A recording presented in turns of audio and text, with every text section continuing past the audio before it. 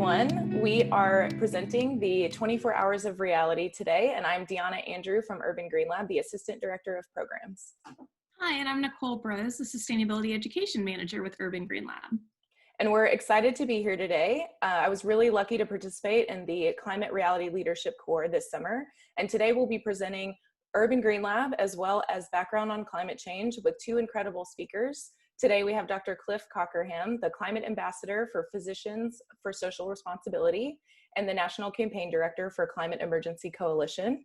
We also have Katherine Miller from the Nashville Zoo at Grassmere. She's on the Conservation Committee, and she'll be presenting on the impact on biodiversity that climate change has. So before we get to them, we're going to tell you a little bit about Urban Green Lab and our programs, and we're going to start with our training. So our mission is to teach communities how to live sustainably, and we do that by organizing training and connecting professionals in Nashville to help them learn how to live sustainably and share it with others. So our first program is training professionals, and we started with teacher training. So we created curriculum and educational resources for our teachers in Nashville so that they could learn how to incorporate sustainability in their classroom year-round and reach students for as long as they're teaching. And then we also provide that training and workshops to corporations and nonprofits, so we can help them learn about all of these topics, including climate change, and how they can be more sustainable in their workplace. And Nicole's going to tell us about our roundtable program. Yeah, thanks, Deanna. So we have another awesome program you may have heard of. It's the Nashville Sustainability Roundtable, and that program brings together professionals from around the region to get together, learn about sustainability, learn about different topics about sustainability, and then figure out how we can take action together. Another program that we have is our lab recognition program. Right, so once we train individuals on how to live more sustainably and they're more interested in bringing all of this information and culture back to their workplace, we have a program called the Lab Recognition. So a lab for us is a place for exploring and learning about sustainability, experimenting and finding things that work.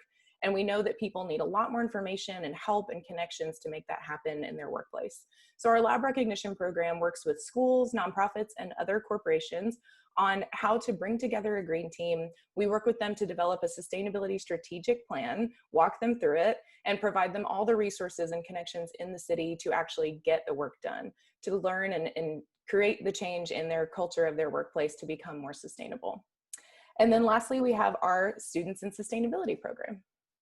Yes, our Students in Sustainability program is an amazing program which pairs high school students with organizational green teams. So we actually just kicked off this program. We have 16 high school juniors and seniors from Metro Nashville Public Schools. And they're going to be working with 5 amazing organizations throughout the school year to identify one of the problems on their strategic plan and figure out how we can solve them. So we're super excited to have these students and to be working with such amazing corporations. Great, so those are our 4 programs, but in addition to that, we have 2 special initiatives. We have the Nashville Food Waste Initiative that we lead in partnership with the Natural Resources Defense Council and the Environmental Law Institute in Nashville. And that program helps to bring together best practices and groups working to reduce food waste through prevention, recycling, and rescue. And we have an amazing steering committee working on initiatives throughout the city on reducing food waste, as well as the brand new Environmental Justice Institute that we are working with TSU on learning about where in our community do we need more resources and more education on environmental justice issues. So we just launched that program, and we'll learn a lot over the next year and develop some programs to help support environmental justices in our city. So those are our programs, and also we're a nonprofit organization, so we thrive on donations from our community, and if you are so inclined to donate to Urban Green Lab, you can do so on our website, urbangreenlab.org. And before we get started with our speakers, I'm going to have Nicole tell us a little bit about climate change and also how climate and weather are different. Awesome, thanks, Deanna. So you've probably heard the term climate change, but I do want to share exactly what that is because we'll be learning a whole lot about it today. So climate change describes a change in average conditions, such as temperature and rainfall in a region over a long period of time. And so the key word there is patterns. Oftentimes we use the words weather and climate interchangeably, but they're actually 2 very different things. So weather is a set of conditions at a specific time in a specific location. So for example, I'm over in Mount Juliet, the weather may be different where you're at in Nashville. Climate, however, is the average conditions over a long period of time. So even though we may live about 20 minutes away, we do share a climate because we're in the same region. Weather changes day to day, hour to hour. So it's beautiful and sunny right now, but I think it's going to rain later. So we know that the weather is going to change. However, climate is about decades and patterns over long periods of time. So even though the weather might change today, the climate's not going to change today because that's all about patterns. Another difference is that weather can be different a few miles away, like we just talked about, and climate describes big regions and large areas. And something that's important to note is that while we know that the climate is changing, it's also warming. The last 5 years, 2015 through 2019, are the hottest years on record. So we do know that humans and our activities are causing the climate to warm and for things to change all over the globe. And that's why we're here today. Thanks, Nicole, for that explanation. And we are excited to be presenting the 24 Hours of Reality today, along with climate reality leaders all over the world. And the reason that we're presenting it today is because our mission is to teach communities how to live sustainably. And we know that climate change is an incredibly important topic and something that affects us in our community and also people and the planet all over our planet. So we want to help explain and share this information with you and give you hope that there are solutions out there and that every person, if they live sustainably, can help contribute to mitigating climate change. So now we're going to be hearing from our first guest speaker. Dr. Cliff Cockerham is going to be sharing with us about how climate change is a global health crisis.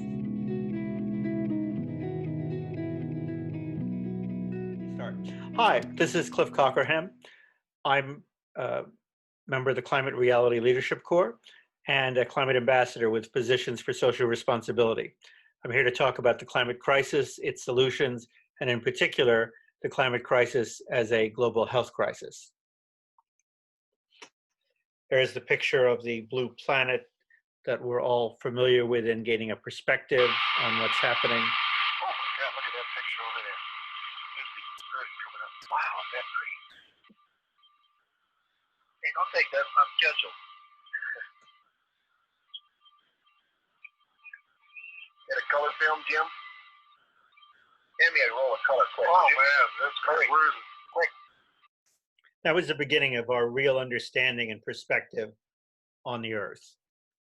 We understand that we live on this blue planet in the middle of an enormous universe. And we understand, as Nicole referred to, solar radiation in the form of light waves pass through the atmosphere.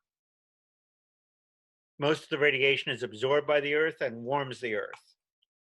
Some energy is radiated back into space by the Earth in the forms of infrared waves, and some of that outgoing infrared radiation is trapped by the Earth's atmosphere and warms the Earth further. As the CO2 concentration increases in the greenhouse effect, more of the outgoing heat is trapped.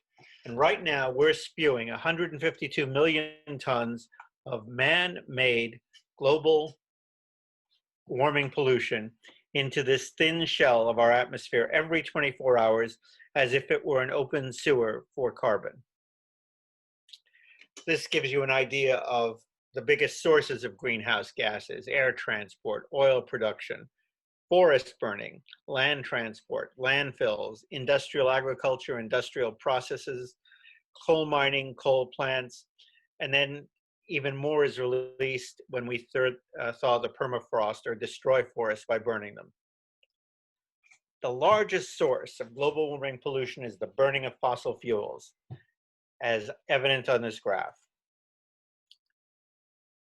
Energy trapped by man-made global warming pollution is now equivalent to exploding 500,000 first-generation atomic bombs per day, 365 days per year.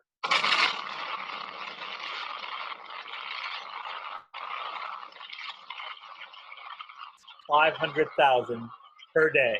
It's absolutely insane that we've reached that level of generation of greenhouse gases on this planet, putting energy into the atmosphere. Now, if you take a look at a bell curve, You see the normal distribution. There's an average temperature from 1951 to 1980 in the summer in the Northern Hemisphere, and you see some days are cooler than average and some days are warmer than average. If you look at this as the baseline, 1951 to 1980, and then look a few years later, you see how that distribution curve has shifted. We still have a distribution curve, a normal distribution, but it's shifted to the right. And as we look further down the line in history, it continues to shift to the right and further. The extreme temperature events used to cover 0.1% of the land, and now they cover 22%. The global surface temperature and its departure from the average, as you can see from 1880 to 2020, is constantly rising. There's a pattern here, even though there's different variation every day and every year. There's a 72% chance that 2020 will be the new hottest year ever in recorded history. The effect of that, for example, in Australia, is not only low intensity heat waves and severe heat waves, but extreme heat waves in parts of Australia. Canberra set a new all-time high temperature record of 111.2 degrees on January 4th. In India, the temperature set in northern India reached 123 degrees Fahrenheit on June 2nd. Pakistan, 124 degrees on June 2nd. Temperature in Europe back in 2019 was the hottest year on record, with France, Germany, the Netherlands, UK, Belgium, and Luxembourg all breaking their all-time high temperature records, up to 113 degrees and more. The worldwide extreme weather catastrophes, as you can see, extreme temperatures, droughts, fires, floods, mudslides, all kinds of storms. The general pattern, there's variation, but the trend is it's increasing and will continue to increase. Extreme temperatures lead to heat and moisture loading in the atmosphere, heat loading the oceans with water expansion and ice melting, and those two phenomena result in droughts, heat waves, wildfires, potable water shortages, torrential rains, mudslides, floods, blizzards, hail, catastrophic hurricanes, tornadoes, and storm surges. As a result, potable water gets contaminated and opportunistic diseases spread. Let's talk about heat. The heat index in Iran reached 165 degrees Fahrenheit on July 31st, 2015. You can't live, humans can't survive in those conditions. Now, Miami, back in the US, recorded its hottest week ever this past June 2020. In Japan, 2018, over 1,000 people died and over 71,000 went to hospitals during record-setting heat waves in 2018. That same summer, Algeria set a new all-time heat record for Africa. And the all-time record for an overnight temperature was set in Oman at 108.7 degrees. And that's significant because the town remained 105 degrees and above for 51 hours. That means the human body doesn't get to cool off at night. That's a whole new problem. The high temperature is intolerable, but if you can't cool off at night, you have a problem creeping up on you in terms of heat stress for the human body that is devastating. Talking generally about US counties that are most vulnerable to disaster, these are the 10 counties that are most vulnerable. And I'd note that in those 10 counties that are rated most vulnerable by the Centers for Disease Control and Prevention, 81% minority is the average. Climate change is a medical emergency, according to the Lancet Commission on Health and Climate Change. Part of that is because tropical diseases are on the move. They're spreading. They're able to go in places they haven't gone before. Some of that is transportation, but once you get there, if the climate has become more amenable to those diseases or the way they move around, they can spread and become pandemics. Now, in China, in 2020, we note that as the climate changes and humans expand further into Earth's remaining wild places, 5 new infectious diseases are emerging on average each year. This is a list of the history of emerging infectious diseases. And you can see the Justinian plague in 541 BCE, 1340s, the Black Death, up to the second cholera epidemic in 1832. But something different happens after the 1918 Spanish flu, 1976 Ebola, 81 hemorrhagic, 1981 HIV/AIDS, then SARS, H1N1. It gets worse and worse, faster and faster. That's the data from Emerging Pandemic Diseases, How We Got to COVID-19 by Morens and Fauci. That was published last month in the September issue of the journal Cell. Now, this is from that and their conclusion. Emerging and re-emerging infectious diseases are epiphenomenon. That means it happens with and because of epiphenomenon of human existence and our interactions with each other and with nature. The key thing here is there is nothing new about the situation except that we now live in a human-dominated world in which our increasingly extreme alterations of the human environment induce increasingly extreme backlashes from nature. We are entering a pandemic era. Let's talk about race for a moment.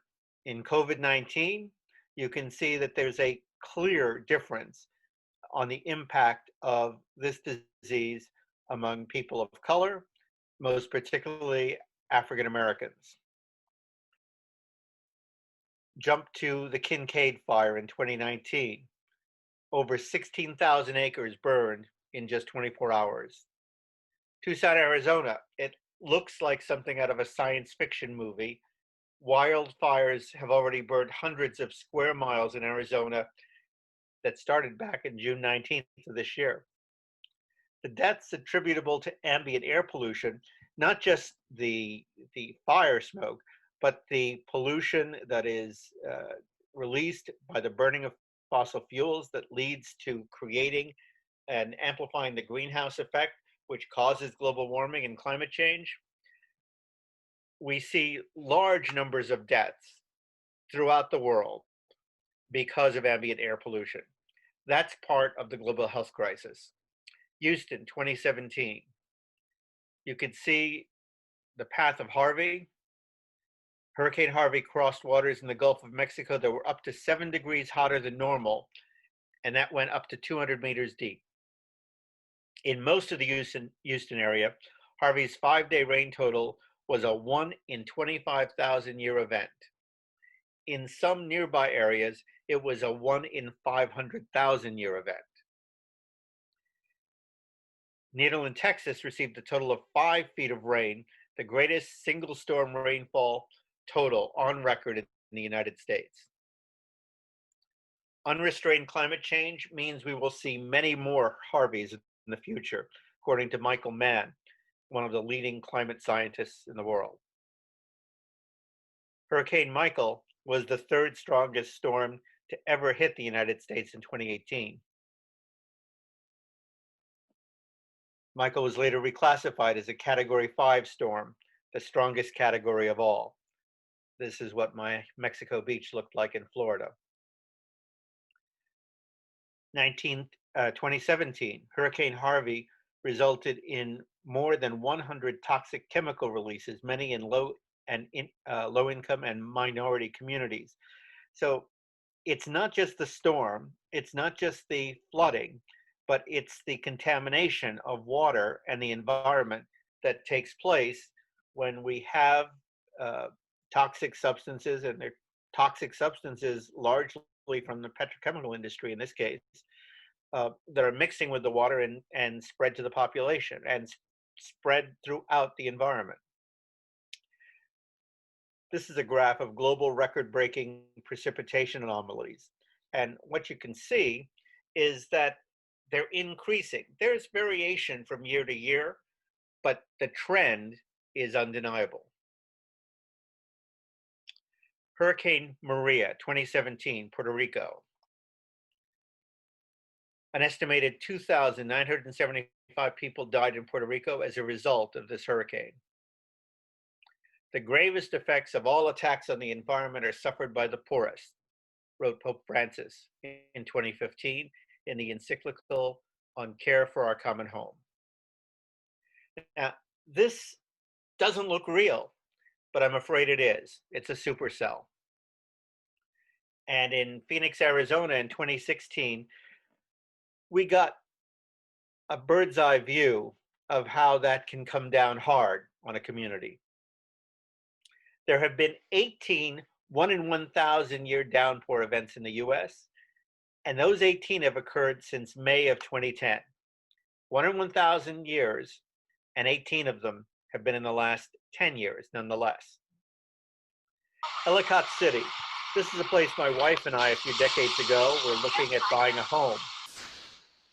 This is 2018. It rained, that was the first rain bomb that got my attention. It rained so hard that water was pouring in the backs of these stores and flowing out the front onto the main street. It's like a science fiction movie again. Glad I didn't buy a home there, but I'm sorry for everyone who did. I'm sorry for the places where this will occur in the future, because it's part of climate change. It's part of the severe weather we see. We see it increasing. And at this rate, it's going to keep increasing and become difficult for humans to live. Globally, floods and extreme rainfall events now occur 4 times more often than they did in 1980. These are normal river levels at the Red River. Take a look at that little tiny, beautiful river that divides these communities. Well, in April 2020, there was enough rain that it was no longer a little river. Savannah, Tennessee, February 2020. Torrential rains caused severe flooding in parts of Tennessee and Mississippi.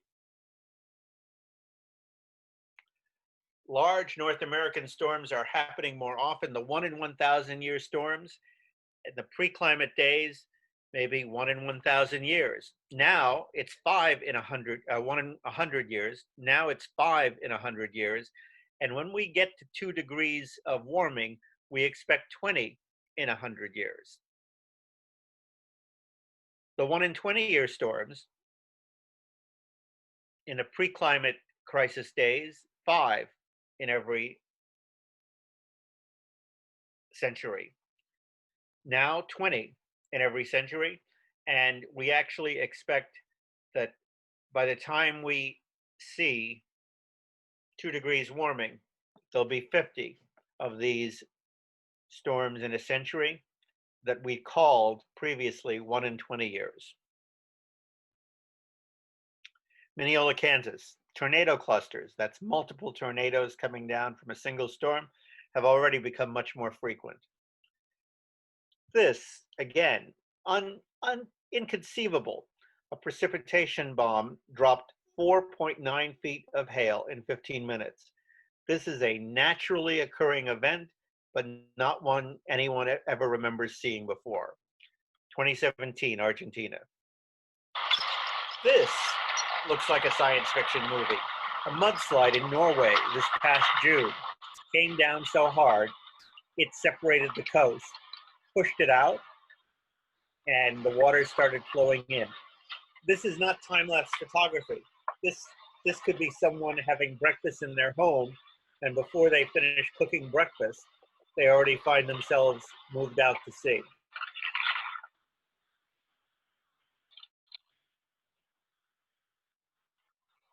Unbelievable, but it's real, and it's happening now, and it's happening again and again. We have the power to do something about it, but we need to have the political will to make use of the technology and make the right public policy decisions to prevent this from becoming a more frequent event. then frankly, we're on track for it to become a more frequent event. We just want to slow things down so that it doesn't become too frequent, and maybe we could begin to backtrack. Washington, D.C. last year, in a 2-hour period, Frederick, Maryland got 6.3 inches of rain. Arlington received 4.5 inches, Reagan National Airport 3.4 inches. Westville, New Jersey, 2019. New Orleans, 2019. Flooding in the US, by the way, disproportionately impacts Black neighborhoods. That's part of the climate justice issue. Extreme weather disasters cost the global economy $2.5 trillion in the last decade. That's an increase of almost $1 trillion over the previous 10 years. It's a big bill to pay, and it will keep on increasing. In the end, mitigating climate change saves money. Look at the Kincaid fire, 16,000 acres within 24 hours. Santa Rosa County, Florida, 2020, more than 1,000 people were evacuated as dozens of homes and structures burned in wildfires out of control. Tucson, Arizona, 2020. Wildfires have already burned hundreds of square miles in Arizona this year. Since 1972, the average area burned each year in California has increased 500%, and it's still rising. The 3 most expensive wildfires in the world have happened in the last 3 years: 2018, the Camp Fire; 2017, the Tubbs Fire; 2018, the Woolsey Fire. Preventing this is cheaper than allowing it to happen and trying to clean up after. The Paradise Fire. Paradise, California, the Camp Fire killed 86 people and burned 14,000 homes and businesses, November 2018. Lakeport, July 2018, the Mendocino Complex Fire was the largest ever recorded in California, over half the size of Rhode Island. Washington State, 2017.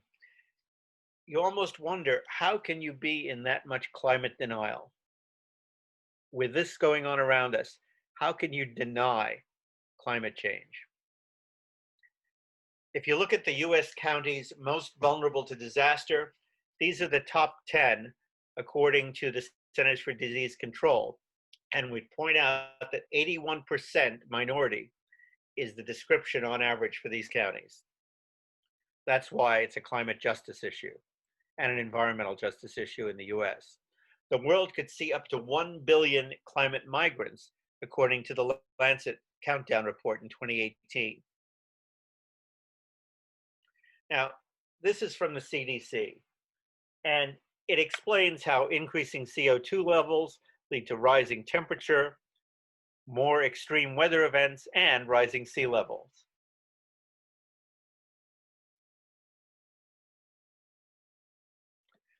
These give rise to air pollution, changes in vector ecology, increasing allergens, water quality impacts, food and water supply impacts, environmental degradation, extreme heat, severe weather, and all the conditions that come from that.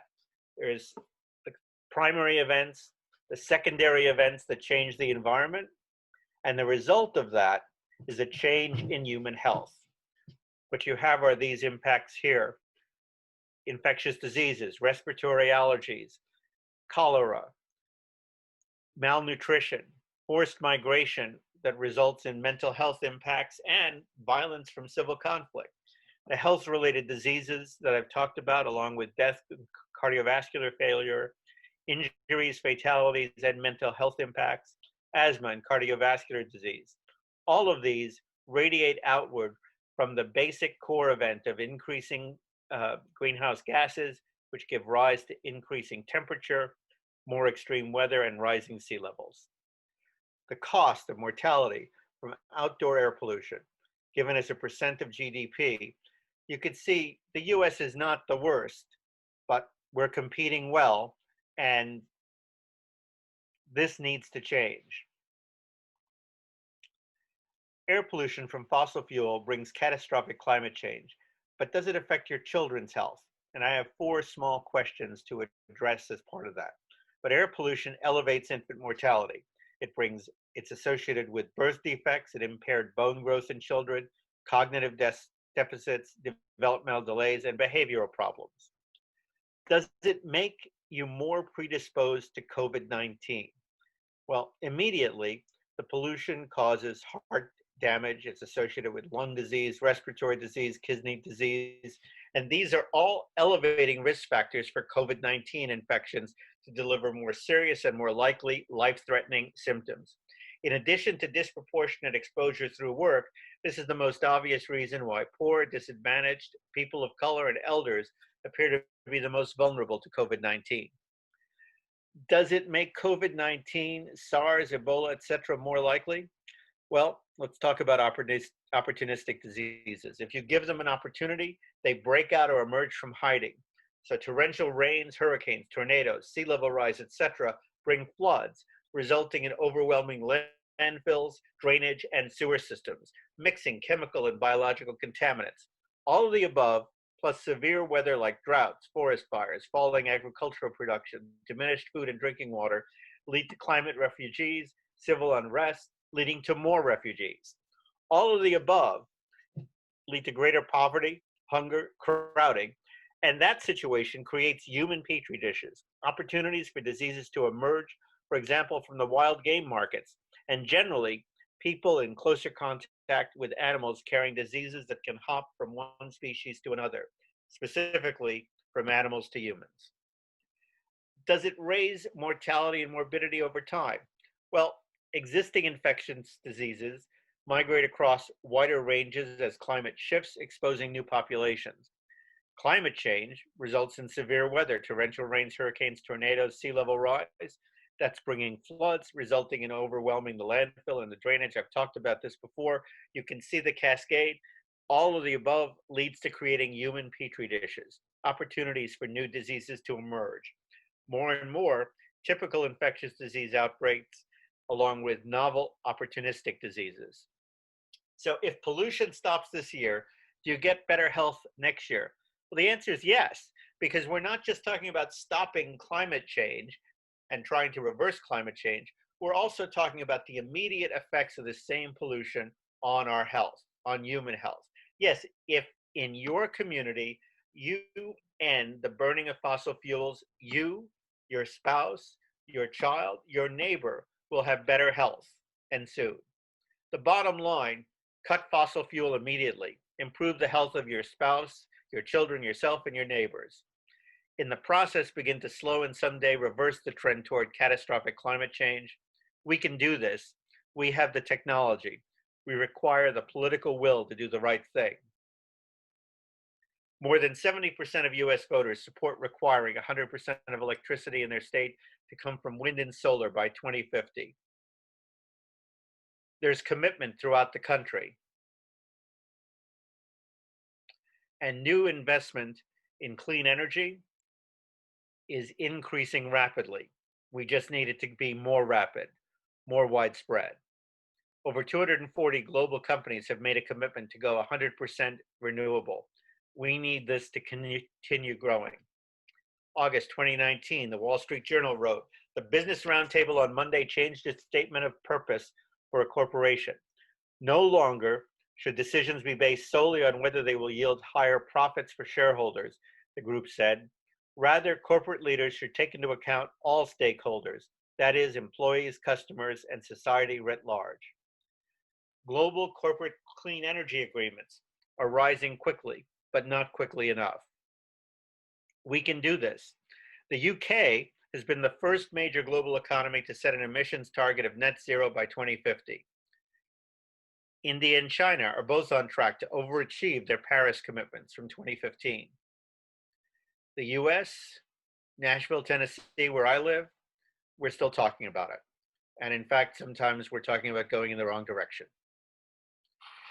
The Climate March in 2015.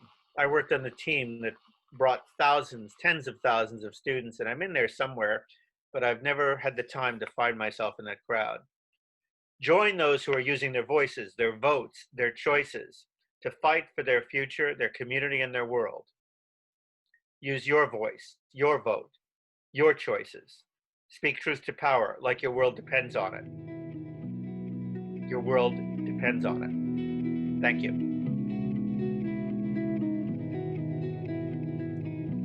Thank you, Cliff, for that great presentation. I want to share even more solutions that we have for mitigating climate change. In 2000, we projected that the worldwide wind capacity would reach 30 gigawatts by 2010, but in reality, by 2019, we exceeded that by a factor of 22 times. There is so much capacity for creating wind energy in our country. You can see that after 2010, it just skyrockets, and the price is going down. Globally, we could supply the worldwide electricity consumption 40 times over with just wind. Similarly, with solar, you can see that PV installations increased after 2010 dramatically, and the prices continue to drop. In 2002, we projected that the solar energy market would grow 1 gigawatt per year by 2010, but we exceeded that by 17 times. And then in 2019, it was exceeded by 121 times. Also, one of the fastest growing jobs in our country is wind and solar technicians.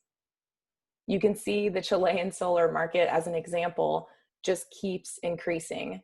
And in process, it's going up and up and up. There is so much opportunity around the world for the amount of solar energy that we could use to mitigate effects of climate change and burning of fossil fuels. You can see that there's so much available. Chile has an additional 16 gigawatts of solar projects approved or under construction.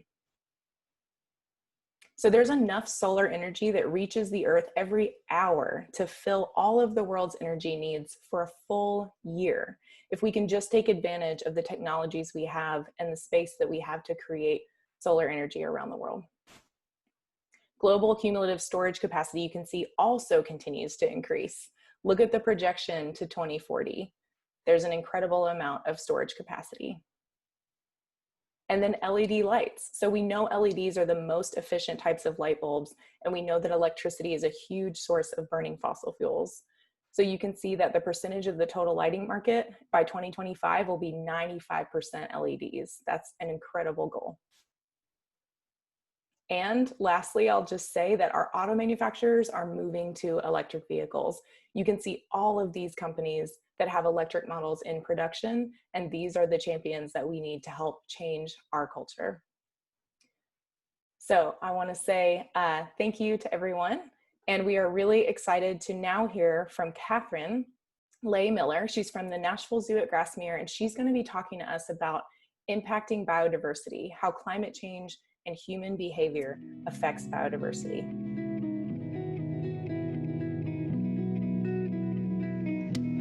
Thank you for allowing me the opportunity to share with you my passion for conserving Earth's biodiversity.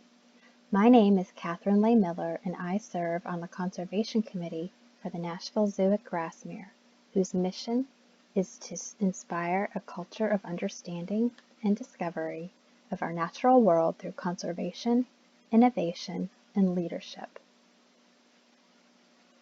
The threats of climate change, fires, storms, disease, resource loss, drive changes that negatively impact all life on this planet, not just human life.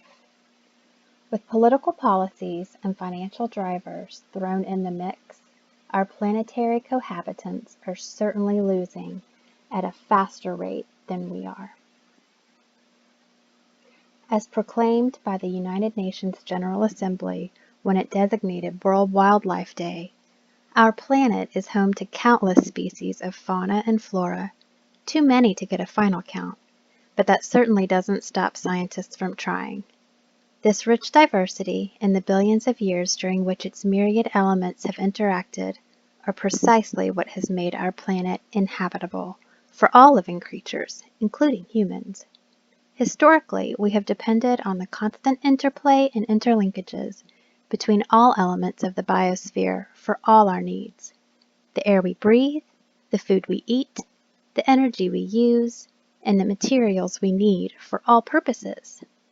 However, unsustainable human activities and overexploitation of the species and natural resources that make up the habitats and ecosystems of all wildlife are imperiling the world's biodiversity. Nearly a quarter of all species are presently at risk of going extinct in the coming decades, and their demise would only speed up the disappearance of countless others, putting us in danger as well. We now risk losing up to 50% of all land-based species in this century. One of the most endangered species is in Indonesia, the Sumatran tiger. Less than 500 Sumatran tigers remained in Indonesian national parks in the early 1900s. Today, there are fewer than 400 of these critically endangered tigers surviving in the wild. The initial efforts to save the Sumatran tiger involved the development of conservation strategies, enforcement of anti-poaching laws, and development of capacities within local government agencies. Current efforts to protect the key tiger landscapes covering over 17 million acres, which represents a majority of the remaining tiger habitat and more than 70% of the Sumatran tiger population. To ensure greater success, the new programs also support the livelihood of the local communities living near the prime tiger habitat. The projects supported by the Nashville Zoo, the core activities are human-wildlife conflict mitigation, forest ranger desnaring patrols, countering wildlife trafficking, and tackling illegal logging. Over the last year, no tigers were killed or removed due to conflict. The program, spearheaded by wildlife response units, responded to 203 human-wildlife conflict cases in 101 villages, consisting of 70 tiger incidents involving the killing of 57 heads of livestock. As part of the efforts to prevent attacks on livestock, the wildlife response units have so far assisted villagers in building 88 tiger-proof enclosures since 2016. They've detected and dismantled 375 snare traps, including 54 set for large-bodied mammals. Been involved in 17 sting operations and resulted in the arrest of 48 suspects. Some of these cases still have suspects on the loose.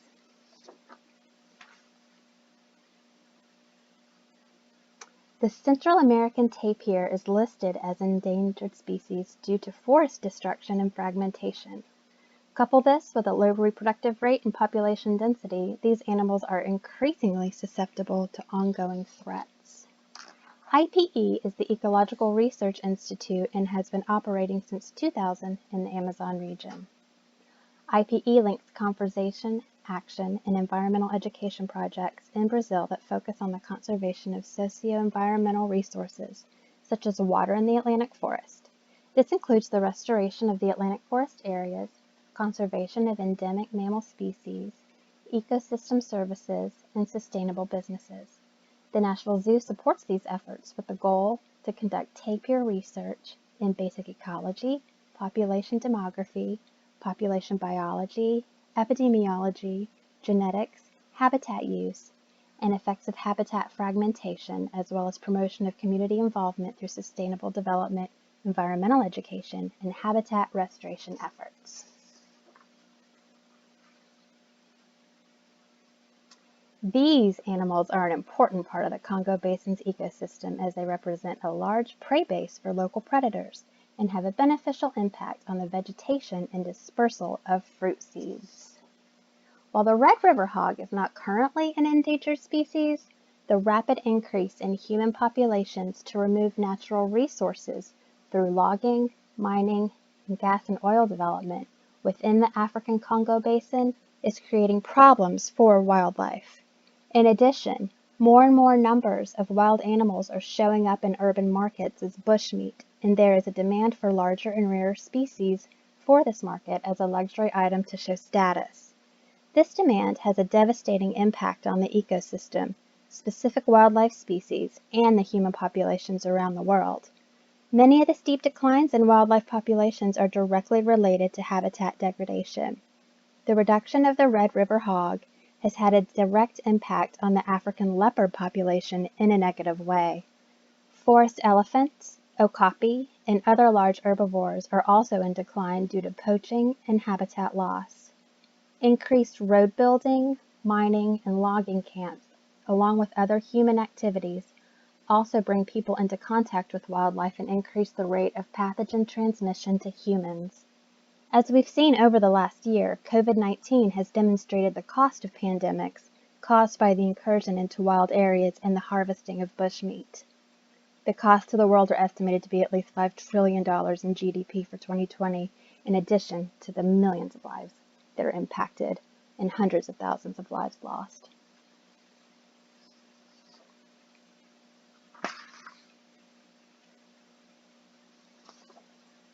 Spider monkey populations must endure hunting and widespread forest degradation.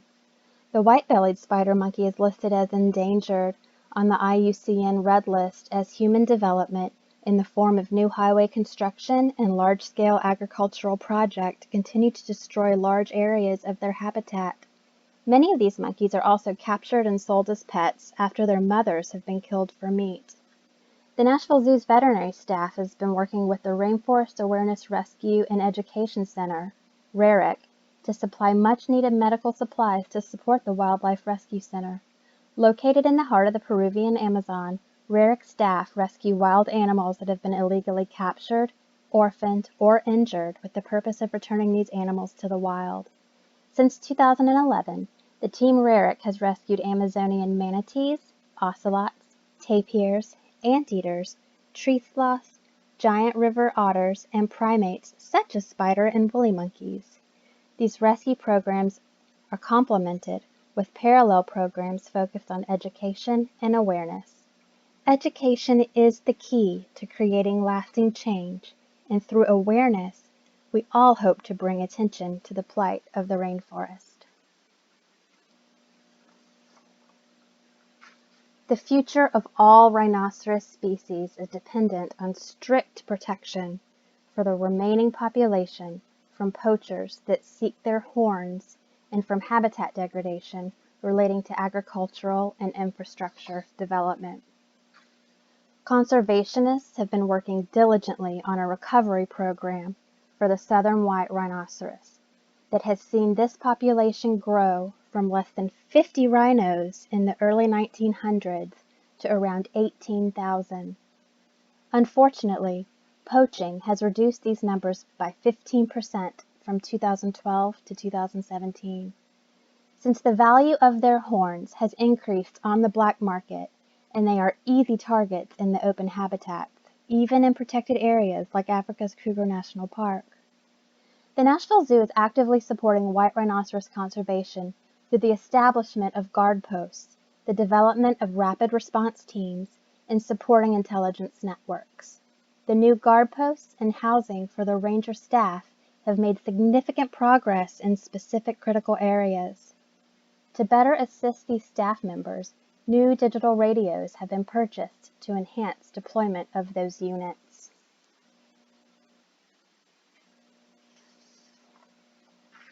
Hopefully you've had the opportunity to visit the interactive red kangaroo exhibit at our Nashville Zoo. The red kangaroo is the world's largest marsupial that uses its powerful hind legs to attain speeds of over 35 miles per hour and jump distances of 25 feet in a single leap. Unfortunately, as I'm sure everyone saw and had their eyes glued to on the news, the devastating bushfires that took over in Australia. The Nashville Zoo provided financial support in 2019 to assist with veterinary care, researching supplemental feeding for animals that had survived, but whose habitats had been destroyed, protecting and preserving native animals, and supporting the rescuers in the field. The Roundup for Conservation program became an ongoing source of funding and a direct link for guests to support the efforts to care for injured wildlife and to restore important tracts of habitat for the animals to utilize in the future as they fight for survival. It's now been estimated that nearly 3 billion animals were killed or displaced during Australia's devastating bushfires over the past year, making it the worst wildlife disaster in modern history, according to WWF.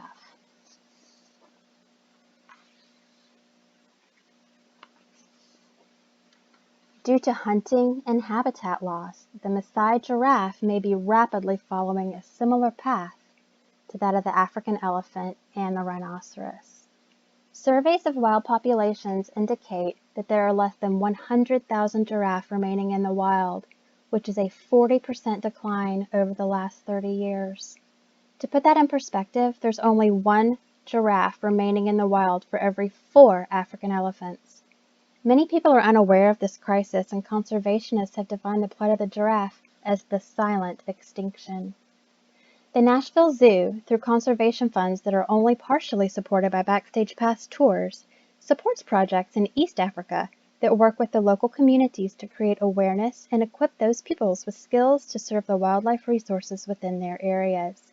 This involves the recruitment and training of rangers to protect the local wildlife from poachers and other illegal activities. These programs are also working with the local farmers as wildlife and farmers compete for resources. Giraffe looking for water may walk into the farms and damage valuable crops. Conservationists are working with the farmers to remove snares that are set to entangle the giraffe and to mitigate the damage that the animals may cause. All of these efforts are underway to put a stop to the silent extinction of one of the most iconic animals on the planet. Coral reefs are important environmental indicators of the health status of the marine environment that support almost 25% of life in the ocean.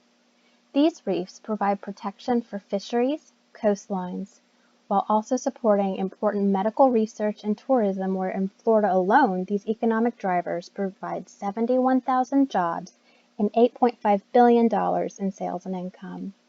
These coral reefs are declining on a global basis, and the Florida Reef Tract is experiencing a disease-related mortality event with as many as 25 coral species suffering from tissue loss, lesions called stony coral tissue loss disease, where 100% of these colonies are dying off. This has become one of the most widespread and lethal coral disease outbreaks we have ever recorded on a global scale. Saving the corals now involves the rescue of healthy corals before they are affected by the disease and placing those corals into land-based aquaria to preserve the genetic diversity and to provide a source propagation stock for future restoration programs. Approximately 12 AZA zoos are building or have built biosecure areas to keep these corals alive and propagate them. At the Nashville Zoo, our facility will hold 45 large priority specimens, and video graphics will tell the story to guests entering at the hospital. The new exhibit conservation center will be completed in early 2021, and the exhibit at the Nashville Zoo will have underwater viewing.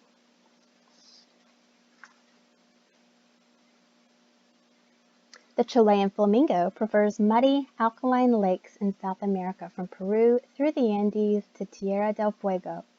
In the wild, these birds nest in colonies, building cone-shaped nests to lay their 2 eggs. The parents feed the chicks on the nests for about 1 week, and then the chicks move into large creches for safety. Flamingos are threatened by mining operations, geothermal energy production, power lines, and egg collection in the high Andes, also called the Altiplano. The Nashville Zoo is working with communities in the region to increase knowledge of the flamingo ecology, population trends, and range-wide movements, and enhance conservation education with the local students. Along with gathering information on the bird population, having the students assist in the project encourages the next generation to develop an interest and appreciation for their local fauna and learn about the impact they can have on their environment. They work with the energy and mining companies of Bolivia to track the migration patterns of these rare flamingos and also monitor the birds for environmental toxins. The satellite tracking of birds allows them to generate known flight patterns that assist in safer construction of proposed power lines.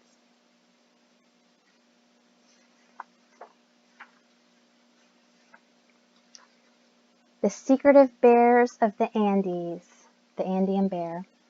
Two major factors have contributed to the decline of the bear species throughout the world: human exploitation and habitat loss. The Andean bear relies on the forests that are being degraded and reduced at 90% of their original size, when then reduces the number of animals whose areas they can support. Many Andean bears are killed as their habitat dwindles and they come in contact with humans. Others are killed when they enter agricultural areas and are taken for medicinal or ritual uses. Continued conservation efforts are needed to better understand the population dynamics of these animals, where only 18,000 bears now survive. The Nashville Zoo, in partnership with other AZA facilities, is collaborating on a range-wide conservation plan for the Andean bear. The Andean bear is the only bear species found in South America and can be found in areas ranging from forests to high-altitude grasslands. These bears are listed as vulnerable due to loss of habitat and poaching. Habitat fragmentation is isolating, leading to further decline in these populations. Field research to better understand the ecology of the bears is being supported by the Nashville Zoo in 15 protected areas in Colombia, Ecuador, Peru, and Bolivia. Training workshops are also conducted for national park staff to further develop monitoring programs to improve future conservation plans and actions. As you can see, locally here at the Nashville Zoo, we've been working very, very hard to get out there and have these solutions. Accredited zoos all over the world are trying to move away from the reputation of being just a collection of animals on display, out of place for the public to see, and show that they really are conservation and research powerhouses dedicated to saving wildlife and the planet on which we all reside. They dedicate at least 3% of their operating budgets to NC2 Conservation, that's in the field, out in the wild conservation activities, as mentioned throughout this presentation. That's hundreds of thousands of dollars annually from each of these large zoos. Bringing these stories back and educating the patrons is priceless. By visiting them and supporting them, you are also supporting their conservation efforts.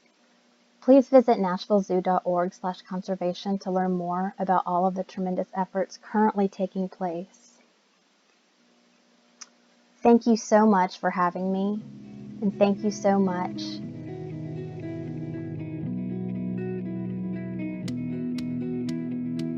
Thank you, Katherine, for that presentation, and also thank you to Dr. Cockerham for being with us today. I want to thank the whole Nashville chapter of the Climate Reality Corps for all you're doing today during 24 hours of reality and beyond to teach our community how to help mitigate climate change. If you want to learn more about the Climate Reality Project, you can go to their website at climaterealityproject.org. And if you want to learn more about Urban Green Lab, head over to www.urbangreenlab.org to learn more about our programs and maybe get involved in one of our programs. Additionally, if you want to learn how to live more sustainably so that you can do your part to mitigate climate change, we have a whole lot of tips on there. Lastly, if you do want to support all of our amazing education programs to make sure that we can teach our community in Nashville how to live sustainably, you can do so on our website or by texting at TeenUGL, all one word, to 44321. Thank you again for joining us today, and we hope you have a great day.